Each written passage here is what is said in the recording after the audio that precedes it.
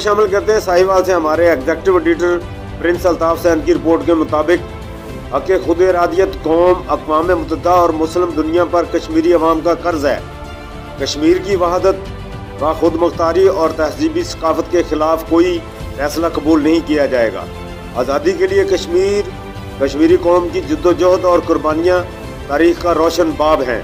हुकूमत पाकिस्तान को पाकिस्तान की जोग्राफियाई वहादत और आज़ादी के लिए अपना किरदार संजीदगी से अदा करना होगा। इन ख्यालात का इजहार चेयरमैन मार्केट कमेटी मियाँ बाबर सगीर ने अपने दफ्तर में यौम यकदहती कश्मीर की मुनासबत से मुनक़दा एक तकरीब से खिताब करते हुए किया।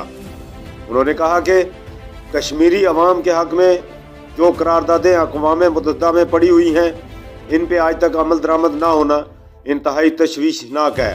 कश्मीरियों से वादा आज तक हिंदुस्तान के हुक्मरान पूरा करने से कासर हैं।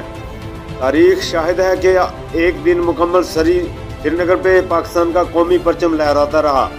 नेहरू और वाइस राय की मिली भगत से कश्मीर में भारतीय फौज उतार कर जुल्म और सितम के स्याह तरीन बाब का आगाज़ किया गया, जो आज तक जारी है।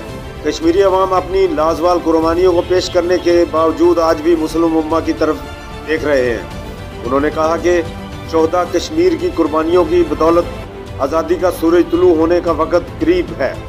वज़ीर-ए-आज़म इमरान खान अक़वाम आलम में कश्मीर का मुकदमा बेहतर अंदाज से लड़ रहे हैं और वो वक़्त दूर नहीं जब कश्मीर की आज़ादी का सूरज तुलू होगा।